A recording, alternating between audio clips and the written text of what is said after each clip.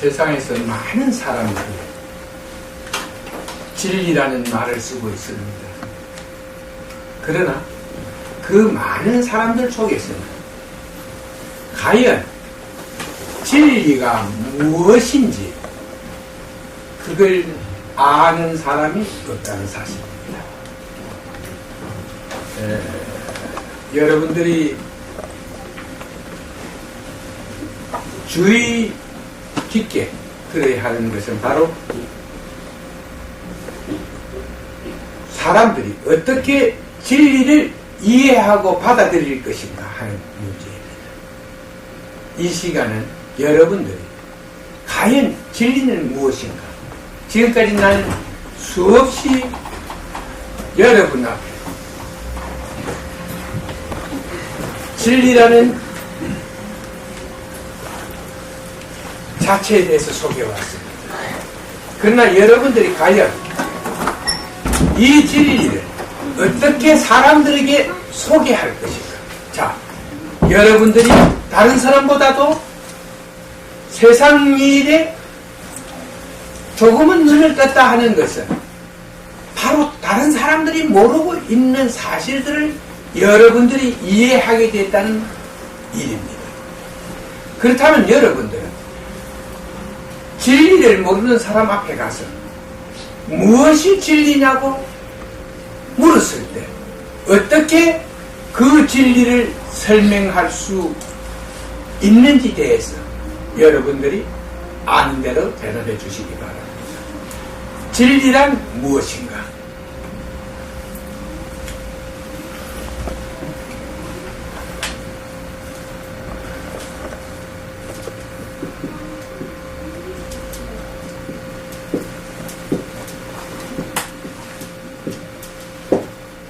진리란 무엇인가?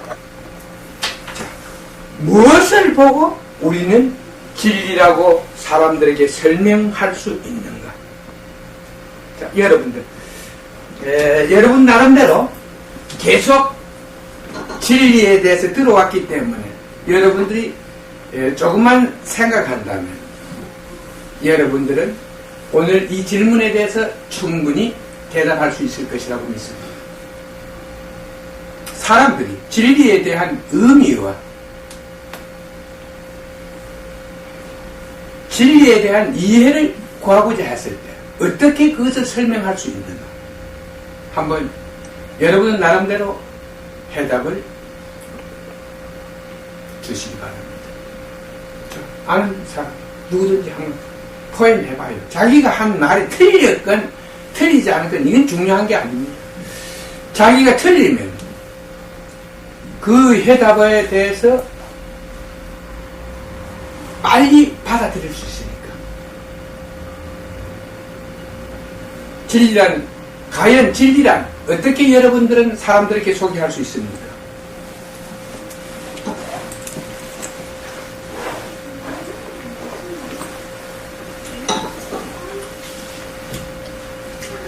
지금까지 계속 진리에 대해서 설명해 왔는데 여러분들은 진리를 이해하는데 그렇게 어렵습니까?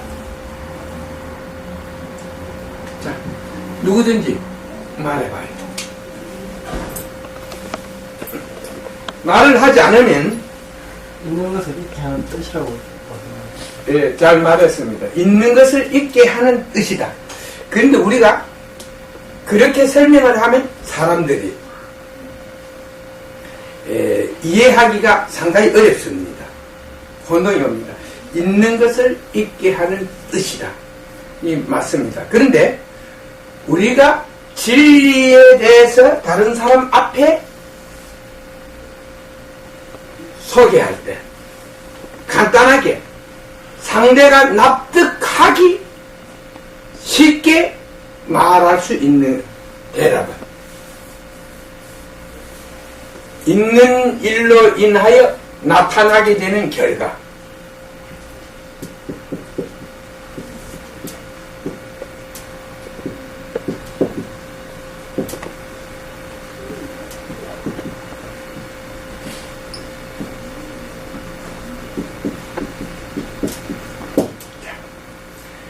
진리란 무엇인가?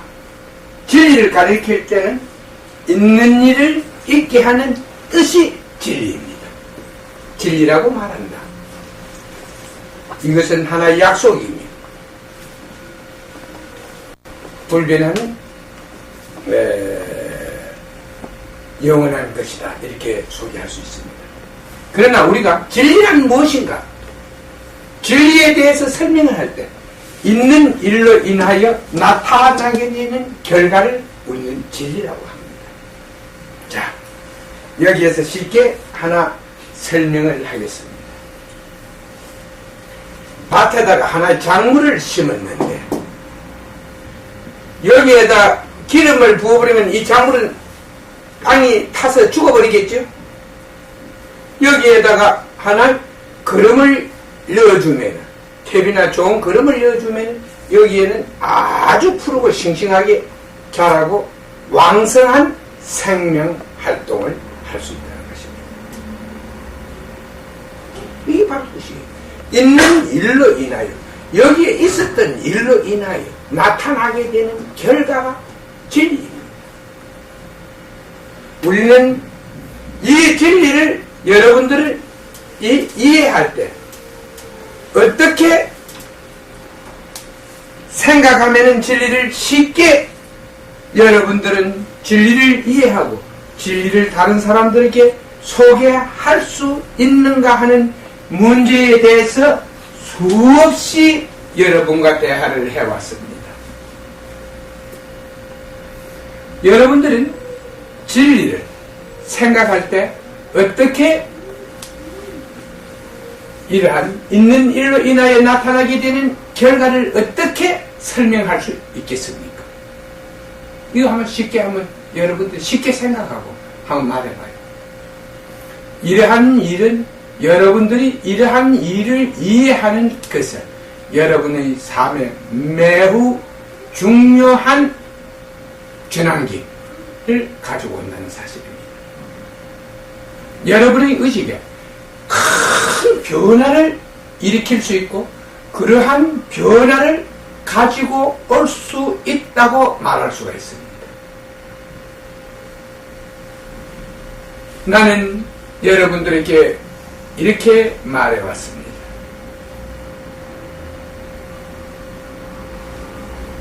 진리를 이해하기 위해서는 먼저 수학을 이해해야 한다. 수학. 바로 수학은 숫자의 약속입니다. 우리는 이 진리는 하나의 인가의 약속입니다. 인가, 있는 일의 약속이에요. 있는 일로 인하여 있는 일의 약속입니다. 이 약속은 영원히 불변하게 됩니다.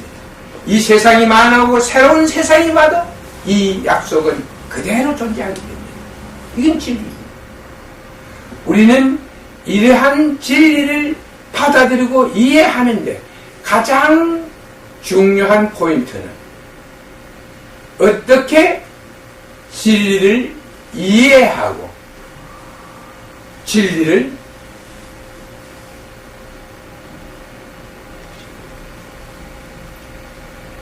받아들이고 그것을 남에게 전할 수 있는가. 이걸 여러분들은 생각해 봐야 됩니다. 여러분들은 진리는 하나의 수학과 같은 것이다. 하나의 문제에 의해서, 있는 문제에 의해서 항상 해답이 존재한다. 진리는 있는 문제에 의해서 해답이 존재하고 있습니다. 그러면 이 진리는 어디에 있는가? 바로 있는 일 속에서 나타납니다. 일을 통해서 나타나요. 어떤 일을 통해서 나타나는 겁니다. 하나의 이것은 우리는 이러한 하나의 일을 통해서 나타나는 현상, 인가의 법칙이라고 합니다. 인가라는 것은 하나의 어떤 인연에 의해서 존재하는 것이다. 여기서 우리는 수학에서 재미난 하나의 이론을 목격하게 됩니다.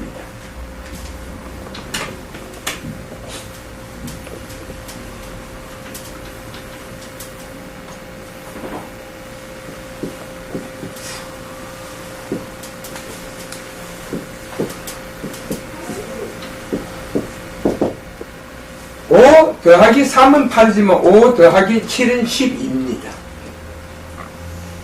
이것은 국민학교를 마친 사람이면 누구든지 이해할 수 있는 문제의 풀이입니다. 저희도 이와 똑같은 하나의 의미를 지니고 있습니다. 문제와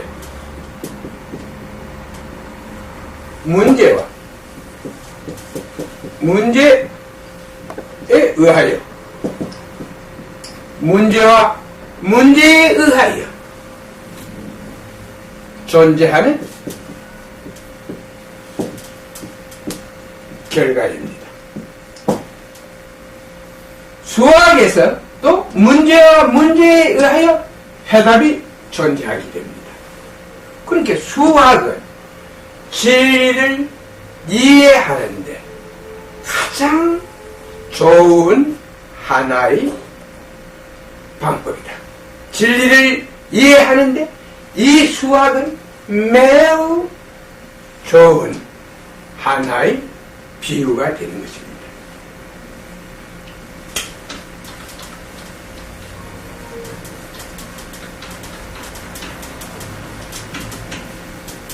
자, 그러면 우리는 왜 이 진리를 소중하게 생각해야 하는가 하는 것입니다. 나는 이 시간을 통해서 수십 차례에 걸쳐서 여러분에게 설명해 왔습니다.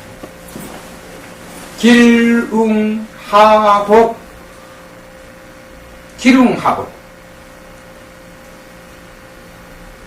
그리고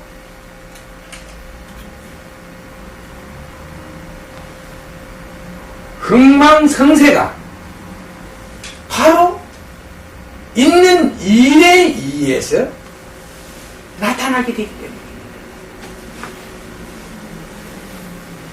어떤 일이 자기 속에 있었느냐에 따라서 부자가 되는 길도 있고 많은 길도 있고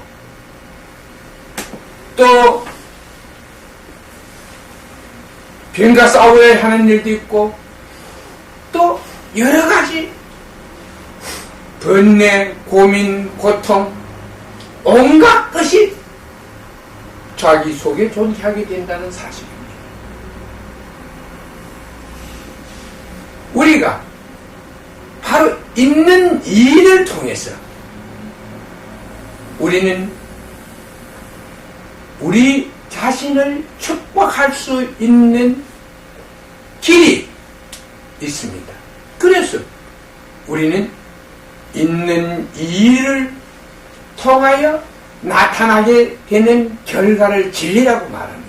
우리가 진리를 알 때, 진리에 대한 이해가 깊어갈 때, 우리는 우리 스스로 재앙을 만들지 않고 자기 앞에 가로놓여 있는 재앙을 피해서 바로 행복과 평화를 자기 속에 받아들이고 그것을 자기와 함께 존재해 나가 할 수 있는 길을 만들 수가 있다는 것입니다.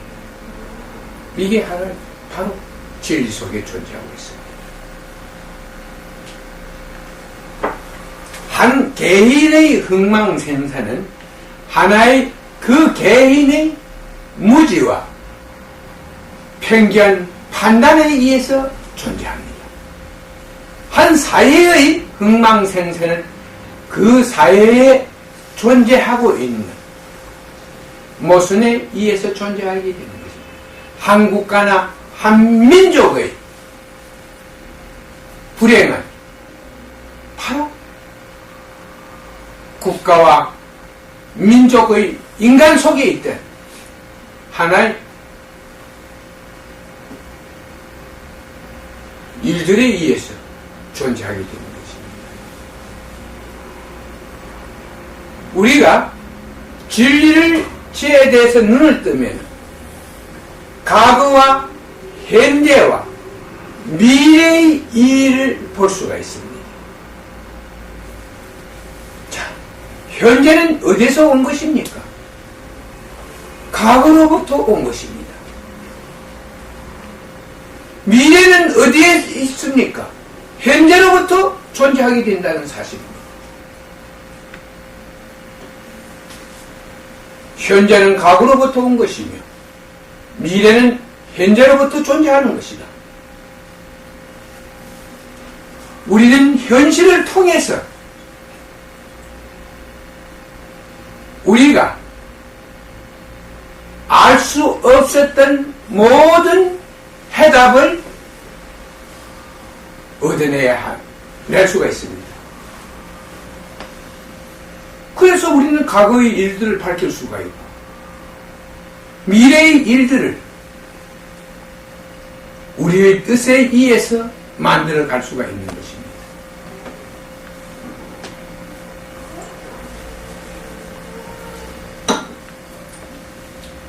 여러분들이 왜 진리를 여러분들이 소중하게 생각해야 하는가? 결과는 바로 여러분의 자신의 앞날을 위해서 그리고 현실의 문제를 해결하기 위해서는 진리를 소중하게 생각하지 않을 수가 없기 때문에 진리 속에는 망하는 길도 있고 흥하는 길도 있고 행복해지는 길도 있고 불행해지는 길도 있습니다. 우리가 진리를 배우고 진리를 깨닫고자 하는 일은 자신의 앞날을 위해서이고 그리고 이러한 노력은 끝없는 자신의 앞날에 밝은 삶을 가져다 준다는 약속이 있기 때문입니다.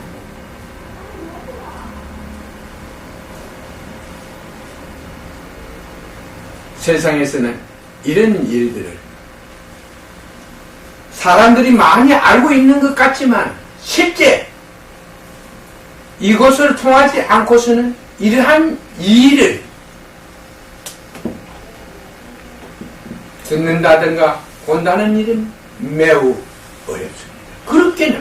그래서 세상 사람들은 진리라는 말은 월등은 해왔지만 진리가 무엇인가? 진리는 어떤 일을 하는가? 이런 걸 아무도 모르고 있다는 사실입니다.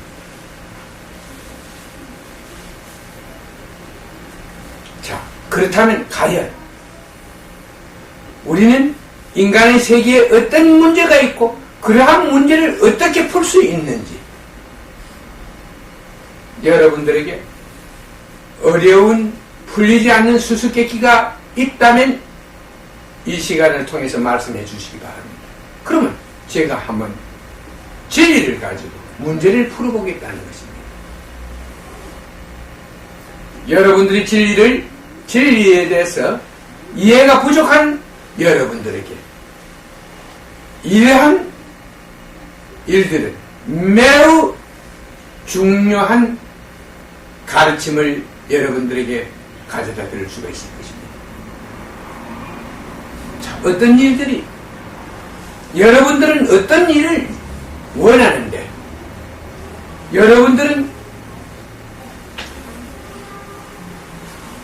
여러분들이 생각하는 일들이 너무 어렵다는 것입니다.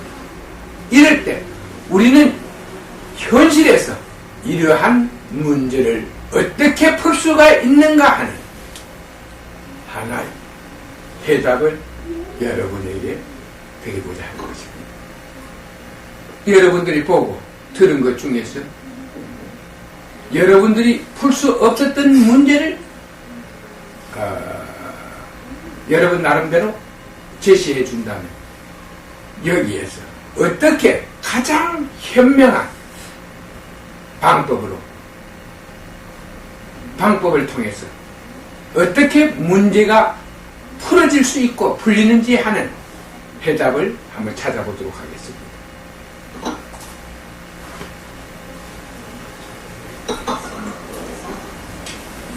뭐 입이 무겁다 해서 꼭 좋은 건 아니니까 여러분들은 알기 위해서 계속 노력해야 됩니다. 그러니까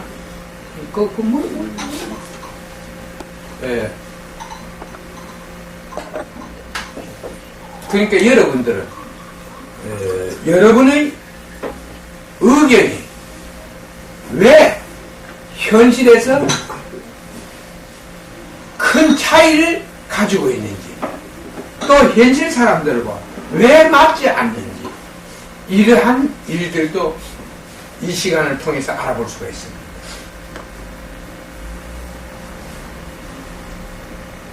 자, 이것은 남의 일이 아닙니다. 우리 사회에서 있었던 일인데, 대구의 모 대학에서 있었던 일입니다.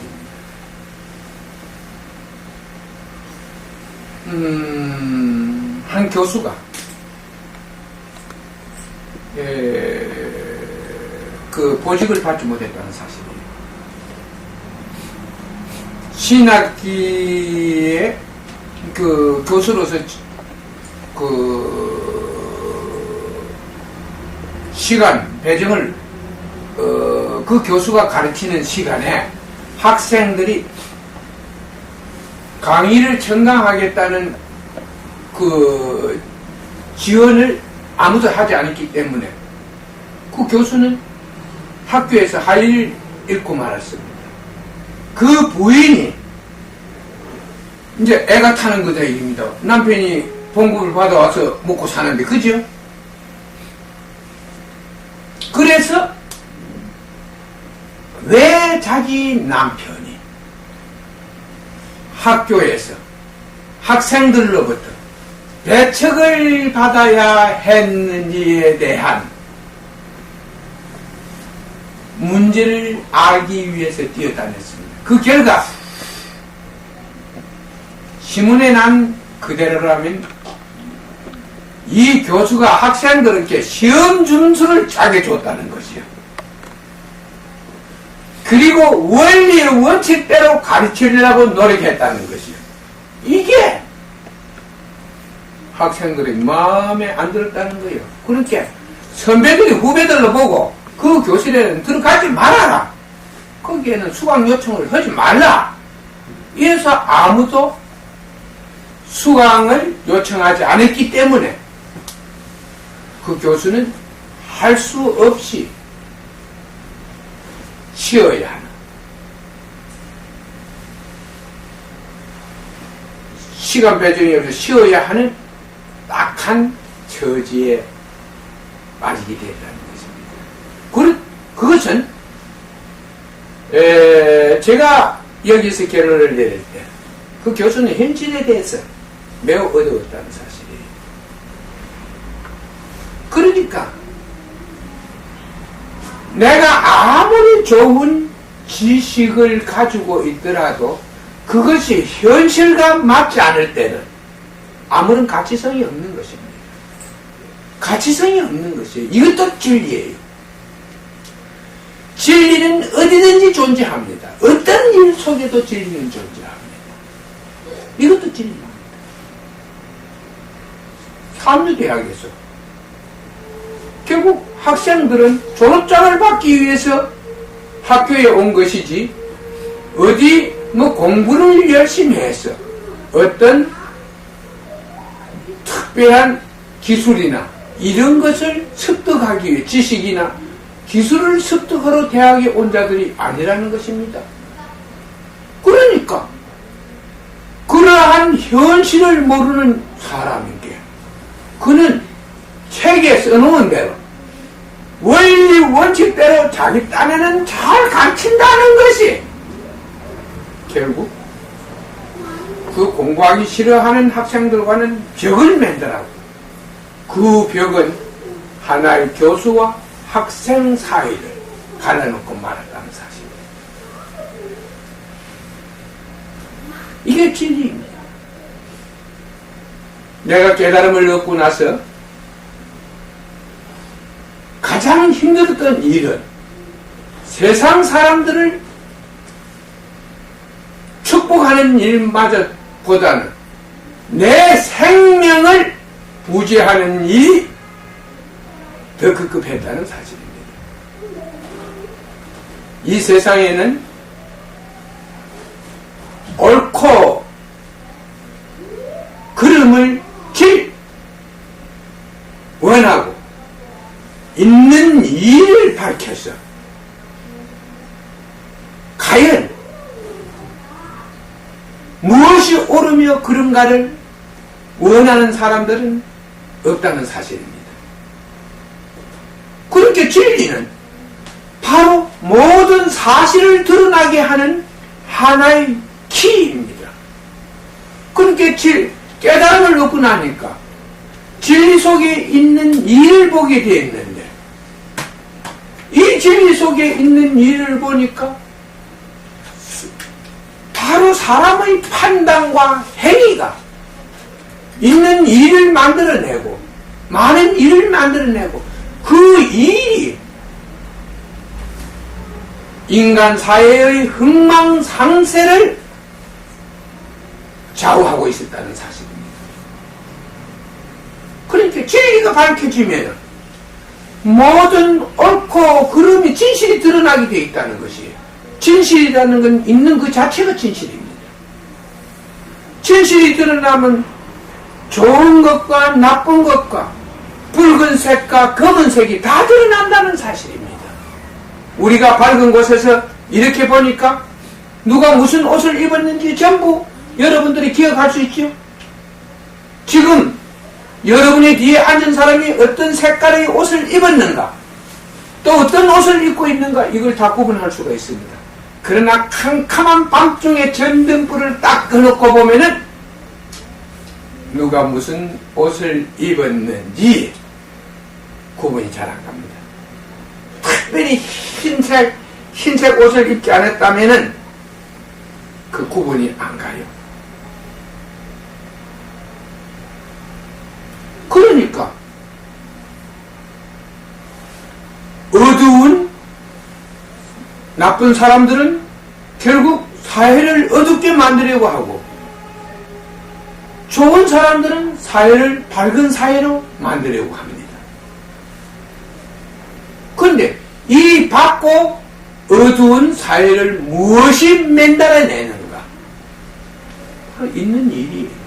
있는 일. 그 있는 일 속에는 진리가 있습니다. 진리를 밝히는 일이 세상을 밝히는 일입니다. 진리를 숨기는 일이 바로 세상을 어둡게 하는 길입니다. 그러니까 사욕을 가진 사람이나 남을 사랑할 줄 모르는 사람은 절대적으로 진리를 밝히려 하지 않습니다. 오히려 있는 일을 숨겨서 사람들의 정신을 어둡게 만들려 하고 있는 것입니다. 어제 저녁에 저는 TV를 봤습니다. 우리나라의 원료들이 몇 번 텔레비에 나와서 그 노동법에 대해서 이야기를 하고 있었어요. 지금 우리나라는 노동법이 급한 게 아닙니다. 노동법이 급한 게 아니에요. 왜 노동법의 수정이 이 시기에 와서 그렇게 급박해졌는지 나는 그 이유를 모릅니다. 실제 정부가 관심을 가져주지 않다면 우리나라의 대기업들이 며칠이나 공장을 돌릴 수 있는지 아무도 모릅니다. 한보가 부도가 날라고 몇 차례나 어음을 막지 못했지만은 그것을 은행들이 막아주었습니다. 1300억도 이런 돈을 내서. 그러면 그 한보의 회장이나 은행장의 신분에 의해서 이것이 절대 융자가 가서 그 부도를 메웠다고 나는 생각하지 않습니다. 이것은 정부의 배려가 있었기 때문에 은행들이 그 어음을 메웠다. 이렇게 이해하고 판단하고 싶어요. 그런데 지금 우리 사회가 우리의 모든 기업이 이런 상황에 어려운 상황에 빠졌는데 왜 노동법이 그렇게 급했는지 그건 이해할 수가 없어요. 왜 노동법이 그렇게 급했는지 이해할 수가 없습니다.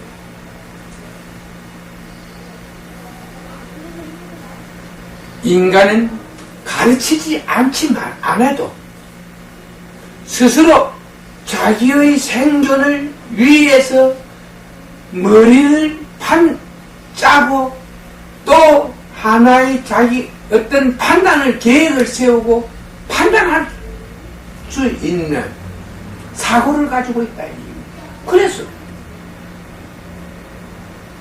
많은 인간들이 세상을 살아가는데 부족함을 자기들의 노력에 의해서 없도록 만들고 있습니다. 그런데 우리 사회는 그런 창의력이나 창조적인 능력에 의해서 사회가 하나의 움직이고 있는 것이 아닙니다. 하나의 힘에 의해서 사회는 하나의 끝없는 역순을, 악순환을 계속하고 있다는 것입니다. 순리로 돌아가는 것이 아닙니다. 우리 사회는, 우리의 현실은 세계에 많은 나라가 있습니다. 그러나 대한민국이라는 나라는 하나의 순리에 의해서, 어떤 자연의 순리에 의해서 돌아가고 있는 게 아닙니다. 모든 것은 힘에 의해서 강요되고 있고 힘에 의해서 돌아가고 있다는 사실입니다. 지금 가장 큰 문제는 바로 이 점입니다. 그러니까 어떤 특정한 힘에 의해서 움직여 왔기 때문에 그 하부 조직은 하나의 자생력을 갖고 있지 않아요. 스스로 살아갈 수 있는 힘을 갖고 있지 못하다는 사실입니다. 그것이 전부 연결되어 있기 때문에 힘을 갖고 있지 못하다는 것입니다. 이것은 우리 사회를 매우 위험하고 힘들게 만들고 있는 것입니다. 우리가 이걸 잘 인식해야 합니다. 진리는 모든 것을, 모든 문제를 풀어낼 수가 있습니다. 아까 조금 전에 내가 이야기한 것, 흥망성쇠의 원인이 바로 하나의 진리 속에 있습니다. 진리로 인하여 있게 되는 것입니다. 그러면 진리는 어디서 생기는 것인가? 진리는 바로 있는 일로 인하여 생기는 것입니다. 그리고 이 있는 일을, 결과를 만들어주는 것이 진리입니다. 아까 칠판에다가 그림을 그릴 때 한 식물에 하나의 식물 자체가 받아들일 수 없는 어떤 물질이 들어오면 그 식물 자체는 죽어버립니다. 그것이 약할 때는 병들어 버립니다. 이게 진리입니다. 우리 사회도 똑같습니다. 어떠한 해서는 안 될 일이 있어서는 안 될 일이 존재하면 그 사회는 하나의 자생력을 잃고 만들다가 병들어버립니다. 여러분들은 이 점을 잘 알아야 됩니다. 그리고 여러분들은 현실을 잘 이해해야 합니다. 며칠 전에 우리 여기에 오는 회원 한 사람이 자제분을 데리고 왔습니다. 그 자제분과 이야기를 할 때 난 그 자제분이 하나의 이상을 가지고 있다는 사실을 발견했습니다. 그러니까 이상이 60%고 현실에 대한 이해가 40%였습니다. 이럴 때 여러분, 이상이라는 것은 하나의 꿈과 같은 것입니다. 물론 돼지 꿈을 꾸고 복권을 사서 당첨이 되었다는 이야기를 신문을 통해서 나도 몇 번 읽은 적이 있습니다. 그러나 복권을 사는 사람 전부가 돼지 꿈을 꾸건 안 꾸건 하나의 이상 때문에 복권을 산다는 사실입니다. 만일에 이 복권이 당첨이 되면은 1억이다. 그런데 재미난 일은 시급을 칠 20억, 30억, 50억 원을 차야 그 1억 당첨자가 나오고 거시기 했는 겁니다. 저 복권 장사는 40억을 넣고 10억만 내놓으면 돼요. 뭐 500원짜리를 많이 상품으로 주면 5등을 많이 주면은 20억만 내면은 30억을 일주일에 먹어 치운다는 것이에요. 바로 이것은 인간이 많은 사람들이 이상을 가지고 있기 때문에 이러한 일이 현실에서 가능한 것입니다. 난 1시간쯤 이야기를 하고 나서 이런 생각을 한 적이 있습니다. 과연 이 사람에게 진실을 말하는 게 좋은가, 좋지 않은가. 그래서 말했습니다. 행복은 현실 속에서 찾아야 한다. 이상 속에서 행복을 찾는다면 그 행복은 너무나 먼 행복이 될 것이다. 우리가 배우는 것은 있는 일에 대한 작은 부분이라도 이해하기 위해서 배운다는 것입니다. 학교에서 가르치는 게 무엇입니까? 의학, 그리고 역사를 통해서 존재했던 일들, 그리고 선구자들이 생각하고 연구했던 기록들, 이런 걸 가르친다 이겁니다. 그래서 우리는 많은 사람들이 남긴 지식을 통해서 새로운 하나의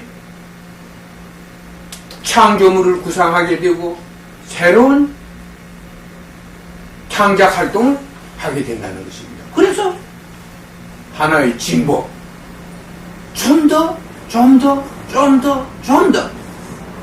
세월과 함께 하나의 진보된 사고들을 계속 만들어낸다는 사실입니다. 여러분들이 이 시간을 통해서 알아야 할 일들은 바로 현실에 대한 중요성입니다. 사람들은 항상 이상에 쏘가서 자포자기해지는 사람들이 많습니다. 이상은 꿈과 같은 것입니다. 바로 이상은 꿈을 쫓는 것과 같은 것입니다. 나는 그렇게 말을 해주었습니다. 만일 네가 세상에서 아무도 따를 수 없는 용기를 가지고 있다면 꼭 직장이라는 건 필요한 게 아니에요. 현실에 대한 도전으로서도 얼마든지 현실에 대해서 도전하고 또 하나의 끝없는 없는 용기가 있다면 그 도전에서 얼마든지 성공할 수 있다고 말했습니다. 그러나 그런 용기가 없다면 현실은 절대지 만만하지 않다는 것이에요. 현실은 절대지 만만하지 않다는 것입니다. 그리고 현실을 잘 이해하는 자가 바로 성공할 수 있는 자라는 사실을 말해주었습니다. 자, 우리는 오늘날 사회는 매우 점점 우리 사회는 이해할 수 없는 쪽으로 줄다름을 치고 있습니다. 그런데 하나의 만일의 이런 시대에서 이상을 버리지 못한 채 이상을 쫓게 된다면 그것은 엄청난 파장을 자기들 속에 불러온다는 사실이었습니다. 여러분들은 이 점을 잘 이해해야 하는 것입니다. 현실에 맞지 않는 이상이나 주장을 자기를 고통스럽게 말합니다. 자신에게 고통을 줍니다. 나는 태어나면서부터 매우 힘든 삶을 겪어왔던 사람입니다. 그러나 깨달음을 얻고 나서 현실을 보고 나서 나의 깨달음이 얼마나 내 자신을 힘들게 살게 했는지 이것은 이야기할 수도 없습니다. 누구도 이런 힘든 일은 경험한 자가 없기 때문입니다. 바로 이게 현실입니다. 왜? 현실은 깨달은 자를 원하는 게 아니었다. 힘에 의해서 돌아가고 있는 세상에서 하나의 법칙이나 이런 것은 무용지물이었다는 사실이에요. 진리는 하나의 무용지물이었다는 사실입니다. 쉽게 말하겠습니다. 제가 버마에서 새우를 사오면 돈을 많이 벌 수 있다 이런 이야기를 했습니다. 이 인도와 버마와 방글라데시에서 만나는 그 지루에 그 버마 쪽에서 엄청난 새우가 대표님 바다 새우가 큽니다. 이것이 세계 각국에 수출되고 있습니다. 그걸 갖다 수집을 해서 한국으로 가오면 엄청난 돈을 버린다는 사실을 저는 알았습니다. 그런데 한 컨테이너만 가져오면 내가 평생을 놀고 먹을 수 있는 돈이 벌리는데 거기서 위생을 잘 처리해 가지고 올 수 있습니다. 여기에서 냉동이 되는 냉각장치가 부착된 컨테이너를 가지고 가면 문제가 없다는 것입니다. 그 컨테이너가 고장이 냉각장치가 고장이 안 되면 항상 영하 20도나 30도의 냉각 기능을 유지하니까 말입니다. DC 전기를 이용해서도 가능하거든. 선박 전기는 DC인데 육상을 AC라면 DC 전기도 모터가 DC 모터만 달면 얼마든지 냉각 기능을 가질 수 있습니다. 그런데 저쪽에서 그걸 잡아서 완전히 냉동을 시켜서 이상 없이 컨테이너를 가지고 올 수가 있습니다. 그런데 이것은 양심이나 순리가 통하지 않는 사회에서 이것은 안전한 사업이 못 됩니다. 만약의 경우 양심이 없는 자가 그걸 검사한다고 식품 검사한다고 가지고 들어가서 거기서 대장균이 검출되어 있니 무슨 균이 검출되어 있니 헛소리를 해대면은 통관이 안 된다는 사실이에요.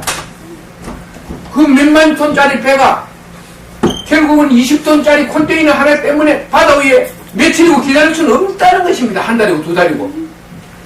그러다면은 컨테이너 그 몇 개를 팔아도 그 선박 대기를 물 수 없기 때문입니다. 그렇지 않겠어요? 그럼 통과를 못한다 이겁니다. 못하면 그 생리는 어떻게 됩니까? 자, 그러면 그것을 갖다가 이 생물을 만일에 가져와서 보세창고에다 장치를 하면은 이 냉각 기능, 전선을 연결하지 못하면 냉각 기능을 상실할 게 그건 서로 부패해버립니다. 그럼 바로 알거지가 되는 거예요. 만일에 그 컨테이너 두 개가 한 개가 아니고 두 개를 수입할 때 우리가 15억을 받을 수, 여기에서 15억을 받고 세금을 2억을 내서 8억이 떨어진다고 계산을 합시다. 근데 그 원가가 5억이 들었다 하면 이거 잘못하면 5억을 날리게 된다는 것이에요. 중요한 것은 정의와 양심이 존재하지 않는 사회에서는 솔직히 말해서 지식이나 지혜로 세상을 판단한다는 것은 매우 어려운 일입니다. 그럴 때는 내가 하는 말은 잘못된 지식 하나의 이렇게 하면 법률에 하자가 없고 아무런 문제가 없다고 생각하는 이 자체가 어두운 사회에서는 가장 큰 문제라는 것이에요.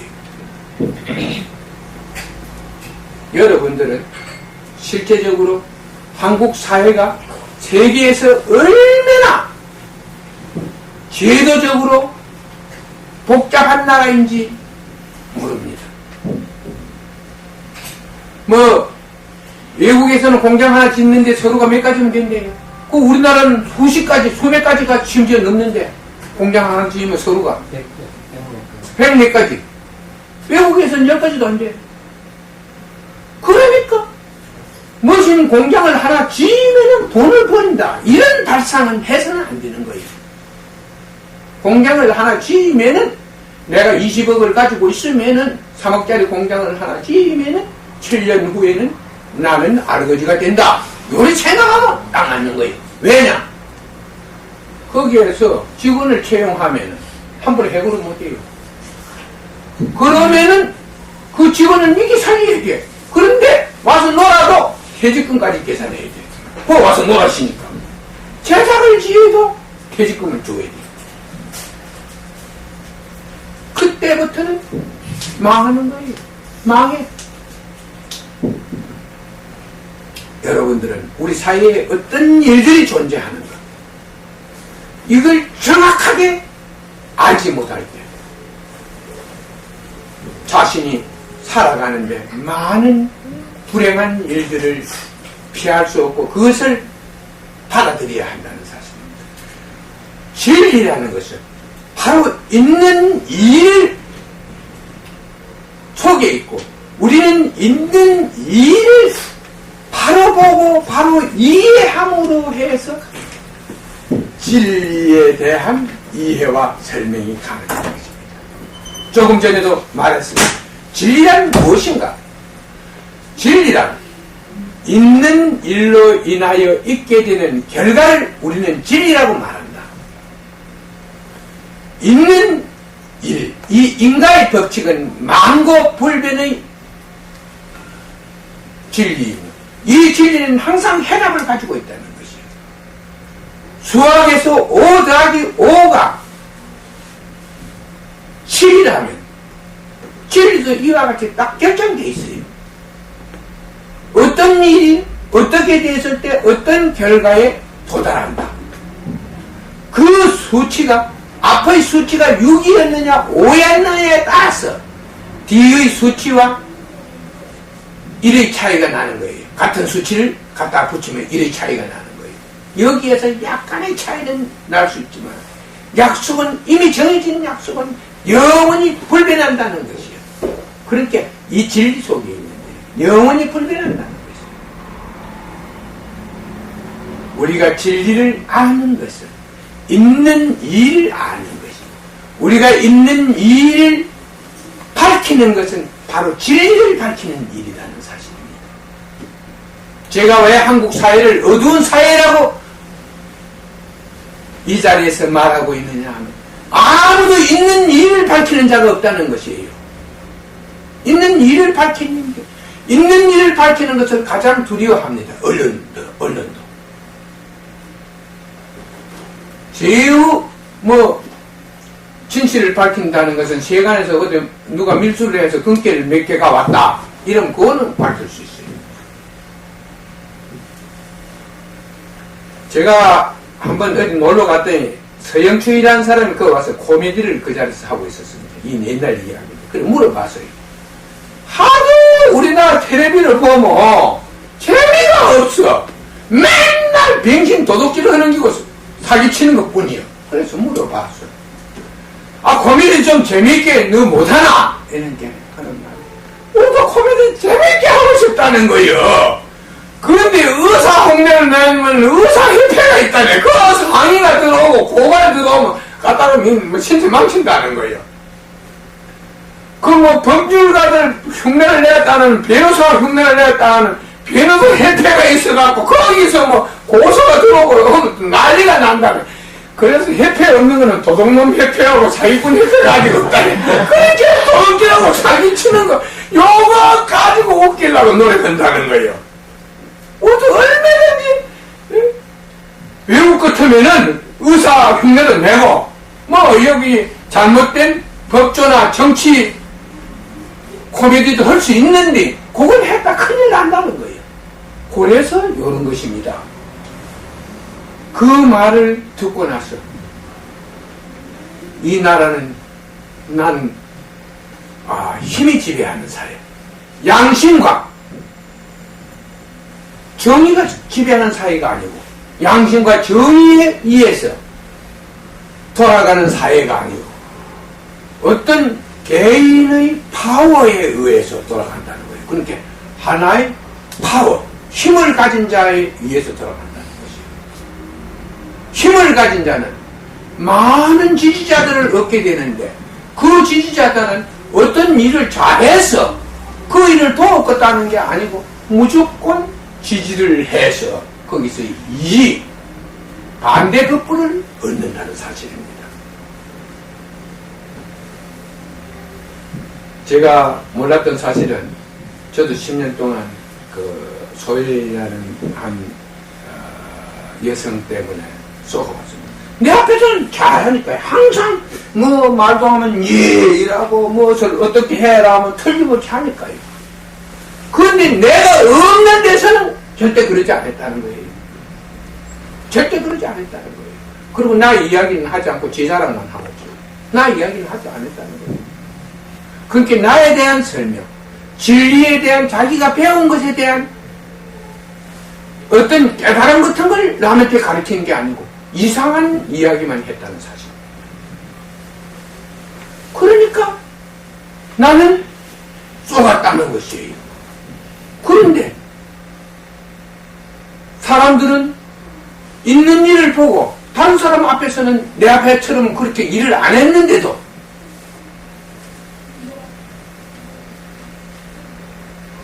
아무도 내게 있던 일을 이야기해 주지 않기 때문에 제가 쏘갔다는 사실입니다. 여러분들도 만일의 경우 여러분의 감정에 의해서 판단한다면 쏘는 일이 많을 거예요. 여러분들이 이 시간을 통해서 배우고자 하는 의지는 바로 있는 일을 이해하고 있는 일에 대한 관심을 가짐으로 해서 여러분들이 어떠한 일을 감정에 얽매이지 않고 자기의 이상에다가 물어보는 것이 아니고 현실에서 묻고 현실에서 해답을 구하라는 뜻으로 오늘 이 이야기를 계속하고 있는 것입니다.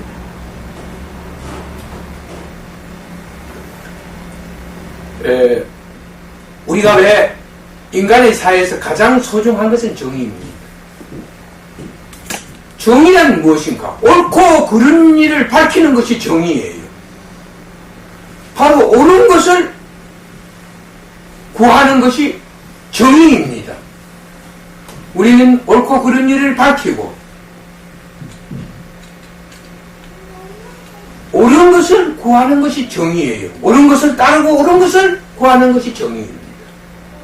그런데 여러분들 여기엔 대학을 졸업한 사람들이 대부분입니다. 그런데 대학에서 과연 교육을 통해서 정의가 옳은 것을 밝히고 옳은 것을 따르고 옳은 것을 구하는 일이다, 이렇게 대학에서, 고등학교에서, 중학에서 배운 사람이 있으면 한번 손들어 보십시오. 그런 사람은 절대 없습니다. 정의가 없는 사회는 결국 멸망한다는 사실입니다. 한국 사회의 가장 큰 불행은 46년 동안 이 나라에 정의가 존재하지 않았다는 것입니다. 정의는 칼자루 진 자들, 그렇게는 힘을 가진 자들의 소유물이 되었다는 사실입니다. 그들은 정의라는 이름으로 불의를 마음껏 행사하고 그 불의는 양심을 죽이는 일을 했습니다. 양심이 죽으면 정의는 따라서 죽습니다. 양심과 정의는 바로 연결되어 있습니다. 이건 공생공존을 한다는 것이에요. 그런데 양심이 죽어버리면 정의는 사라져버립니다. 정의가 죽으면 양심은 사라져버려요. 바로 우리 사회가 도덕을 가르치고 무엇을 가르치고 아무리 노력해도 인간의 양심과 정의가 인간 사회에서 살아나지 않는다면 그 사회는 바로 죽은 사회입니다. 인간의 행동 기준을 어디에다 두어야 할 것입니까? 있는 일을 알 때 우리는 옳고 그름도 바로 판단할 수가 있습니다. 있는 일을 모른다면 어떻게 옳고 그름을 판단할 수 있습니까?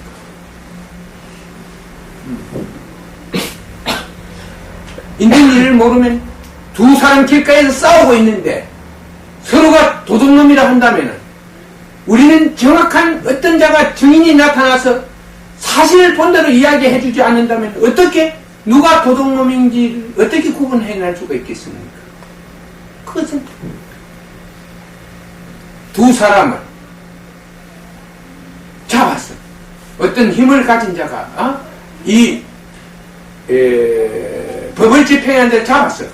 하나의 증거를 추적해서 만일 이것을 밝힐 수 있는 것이 있다는 사실입니다.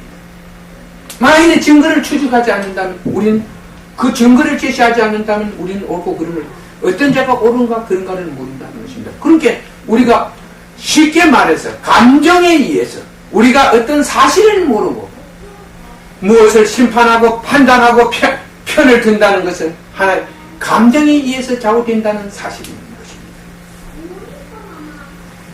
양심과 정의가 없는 사회에서는 감정에 의해서 좌우됩니다. 나는 오늘날 노동자들의 힘이 이렇게 생중을 요번에 처음 봤어요. 그런데 이게 공작인가? 이게 오늘날 우리 사회의 진실인가? 이건 아무도 모릅니다. 내만 최고가 아닙니다. 나쁜 머리를 회전시키는 사람들은 얼마든지 많습니다. 그들의 머리도 비상합니다. 단 말 같은 사람을 쏠 수 없다는 것 뿐이지. 일반 사람들이 보면은 감정에 의지하는 사람들은 90%가 거기에 쏟게 된다는 사실입니다. 지금 우리 사회는 법이 중요한 것이 아니고 양심이 중요하고 바로 정의가 중요하다는 사실입니다. 이것도 진리입니다. 이 어두운 사회를 구하는 데는 바로 양심과 정의입니다.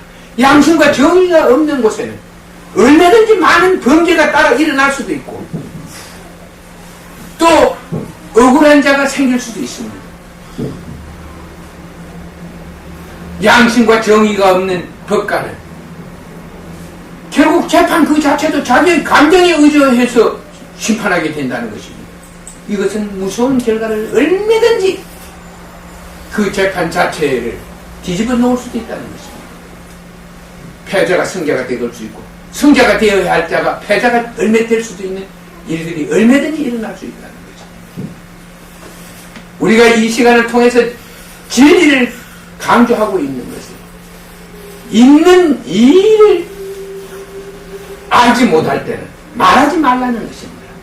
말하지 말라. 있는 일을 모를 때. 왜 당신은 말하지 않는가? 나는 아무것도 모릅니다. 어떠한 증거를, 이들이 어떤 일을 했는지 증거를 하나도 갖고 있지 않습니다. 저는 제 자신이 감정에 의해서 절대적으로 어떤 문제에 대해서 심판을 하는 것은 매우 위험하다고 느끼고 있기 때문에 저는 이 일에 대해서 관심을 가지고 과연 어떻게 이런 일들이 일어날 수 있는지에 대해서 지금도 알아보려고 노력하고 있습니다. 이렇게 부이 대답할 수 있는 것이에요. 여러분들이 이 시간에 우리가 하고 있는 대화들이 평범하고 여러분이 들을 때는 모르는 소리라고 이렇게 말할 수가 있습니다. 그러나 절대적으로 우리는 그렇게 봐서는 안 됩니다. 대부분 종교나 사람이 모이는 곳에서는 이상을 말합니다. 절대 있는 일을 밝히지 않는다는 사실입니다. 있는 일을 밝히지 않는다는 사실은 그것은 바로 악의 편입니다. 악의 편에 섰기 때문에 있는 일을 밝히는 일이 바로 진리를 밝히는 일입니다. 이 세상에서 있는 일을 밝히고자 애썼던 사람은 몇 사람뿐이 아닙니다. 그 있는 일을 밝히고자 노력했던 사람들이 바로 성인이라는 칭호를 오늘날 듣고 있는 사람입니다. 4대 성인. 그러나 그들의 활동은 너무나 미비했다는 사실입니다. 미비했어요. 인간사에서 그들의 활동은 너무나 미비했어요. 우리는 그들이 죽고 나서 그들이 위대한 사람들이라는 것, 우리 사회에 온 빛과 같은 사람들이라는, 태양과 같은 사람들이라는 것을 알게 됐지만 그것은 그들이 죽고 난 사회에 있는 일입니다. 여러분들이 우리가 사회를 위해서 할 수 있는 것, 내 자신을 위해서 할 수 있는 일을 진리를 위해 하는 일, 있는 일을 바로 아는 일입니다. 그러지 못할 때 우리는 항상 자신의 한 일로 인하여 불행한 일들을 자기 속에 받아들이게 된다는 사실을 여러분은 잊어서는 안 될 것입니다. 질문을 좀 받고 끝내도록 하겠습니다. 질문.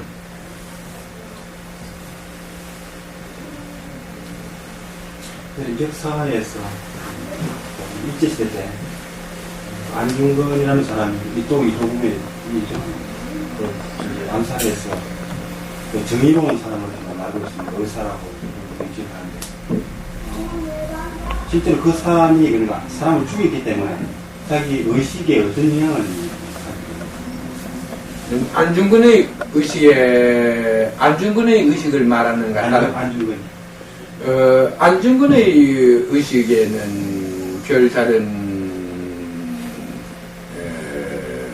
변화가 없었을 것입니다. 제가 하나 여러분 앞에서 오늘 안중근이라는 한민족이 상당히 숭배하는 사람의 인물에 대한 행적에 대해서 물었는데 나는 그 문제에 대해서 이렇게 대답을 합니다. 나는 안중근이라는 사람에 대해서 정확하게 재료를 가지고 있었다. 그를 먼저 이해하기 위해서는 그가 살아왔던 활동했던 일들을 좀 조사를 해봐야 합니다. 과연 그가 어떤 일을 했으면 어떤 일을 하고자 했는가? 우리는 이것이 매우 중요합니다. 그가 만일에 매우 감정적이고 극단적인 사람이었다면 그건 자기의 하나의 성질을 결국 본 것뿐입니다. 그건 하나의 성질에 의해서 자기의 습성, 자기 속에 존재하는 성질이 행동으로 옮겨졌다는 뿐이에요. 솔직히 말해서 이토 히로부미의 암살을 통해서 한국이 얻은 것은 별로 없어요. 한국이 얻은 것은 별로 없습니다. 일본 사람들로부터 한국 사람들이 더 많은 박해를 받았고 독립운동을 하던 사람들이 더 심한 고문을 받은 것 뿐이에요. 그들은 한국 사람이 일본의 거석을 갖다가 일본 사람들을 갖다가 저격하고 테러하고 죽였다. 이러한 그 감정을 일본의 헌병이나 뭐 이런 경찰 그 지조 거석들한테 주어서 한국 사람들의 그 이미지를 실추시키고 한국 사람들이 그들의 그 동아 정책에 기여할 때 그들이 그로 인해서 강압 정책을 쓰게 됐다는 사실. 이것은 한 민족에게 한 일본의 그 전쟁 원인을 암살했다 해서 크게 어떤 이익을 가져다 준 사건은 되지 않습니다. 우리가 그래서 안중근 의사에 대해서 정확한 증언을 하기 위해서는 안중근 의사의 일대기를 정확하게 기록된 일대기를 가져와야 됩니다. 어떤 작가에 의해서 만들어진 일대기 이런 걸 보고 안중근을 절대 말해서는 안 됩니다. 그의 생존 기록이 매우 중요하다는 것이에요.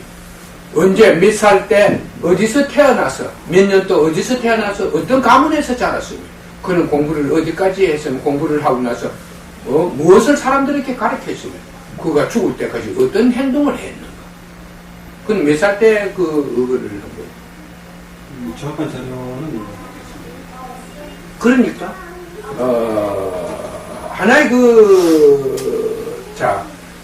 우리는 어떤 재료가 없이 이야기한다는 것은 위험한 일이에요.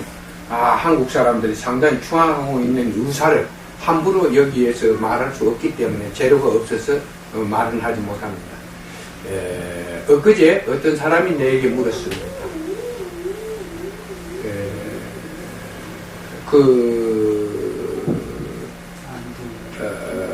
안두희를 죽인 박무엇이라는 사람은 정의로운 자인가 정의롭지 않는 자인가 하고 내게 물었을 때 나는 이렇게 말했습니다. 안두희에게 그는 늙었다 이겁니다. 안두희에게 죄를 묻는 것은 그를 오래 살게 하는 것이에요. 그는 사회에 대한 공포를 느끼니까 언제 누가 자기를 해칠지도 모르니까 오래 살게 하는 것이 그에게 고통을 주는 것이고 죄를 해결시키는 것이고 죄의 대가를 받아내는 길입니다. 숨통을 끊어주었으니까 그는 삽시간에 결국 박무엇이는 안두희를 결국 고통으로부터 해방시켜준 사람이에요. 해방시켜준 사람이에요. 그렇게 그가 정의로운 자인지 정의롭지 않은 자인지 하는 것을 우리는 하나의 진리 차원에서 볼 때 어떻게 판단해야 되느냐. 안두희 편에서 볼 때는 자비로운 사람이에요. 안두희 편에서 볼 때는 자비로운 사람이에요. 그 법을 무시하고 그를 편안하게 쉬게 했으니까 그건 자비로운 편이지만 우리 쪽에서 볼 때는 뭔가 몰라요. 그렇다면 우리는 이 사람을 평가하기 전에 이 사람의 현실 속에 있는 일들을 우리는 봐야 돼요. 이 사람의 가정은 어땠고 이 사람의 출생은 어디에서 했으며 이 사람은 어떤 교육을 받아들었으며 이 사람은 어떻게 생활해 왔으며 이 사람의 지금 가정 형편은 어떠하며 이 사람은 왜 이런 생각을 가지게 됐는가 행동으로 옮기게 됐는가 그는 이런 진실을 알고 나서야만이 이 사람은 하나의 병적이다. 이 사람은 하나의 성격이 문제가 있다. 그래서 이런 일을 저지른 것이다. 이렇게 말할 수가 있습니다. 그러나 우리가 그러한 재료를 갖지 못한 상태에서 우리가 어떠한 그냥 감정에 의지해서 나의 판단에 의지한다면 아무런 재료도 없이 내 감정에 의지해서 어떠한 정의를 내린다는 것은 위험한 일이기 때문에 여기에 대해서 판단을 하지 않습니다. 우리는 의사라 하건 그를 영웅이라 하건 그건 중요하지 않다는 사실입니다. 그가 어떻게 살아왔느냐 어떻게 살았느냐 하는 것이 중요한 우리는 하나의 문제가 되겠습니다. 이 문제를 통해서 모든 해답은 말할 수가 있는 것입니다.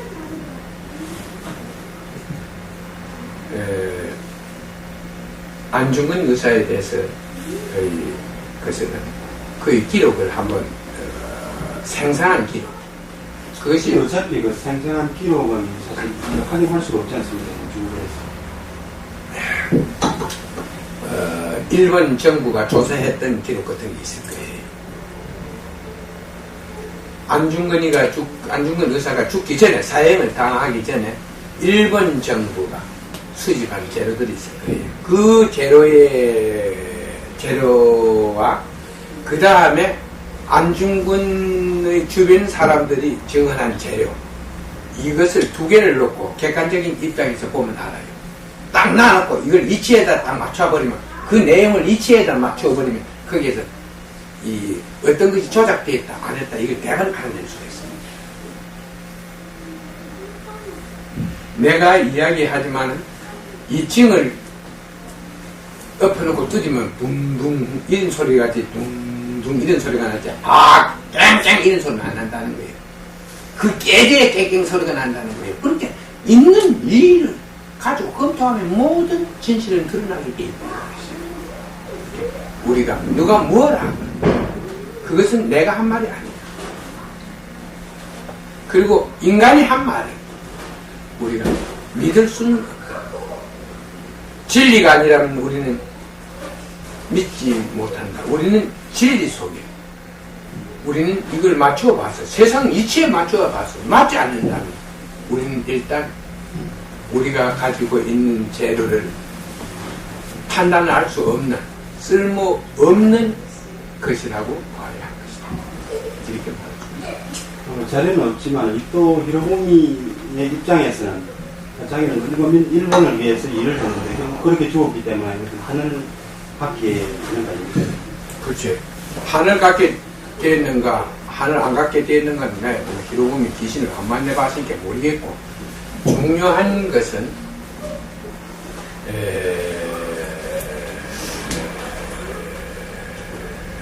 뭐 그가 만일에 영웅이었다. 자기의 죽음도 하나의 자기 영웅화시킬 수 있을 것이고 영웅이 아니었다면 자기의 죽음을 매우 애처롭게 생각하겠지. 근데 이토 히로부미가 안중근을 원망하고 그리는 안 할 거야. 죽음은 영웅인데.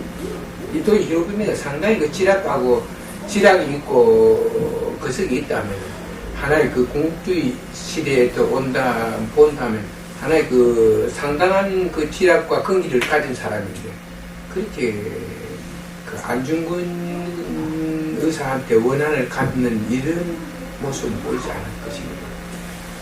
그 하나의 인연, 어쩔 수 없는 상황에서 그는 국정을 수행하다가 하나의 어떤 상대에 의해서 저격을 받았다. 이런 정도 기억합니다.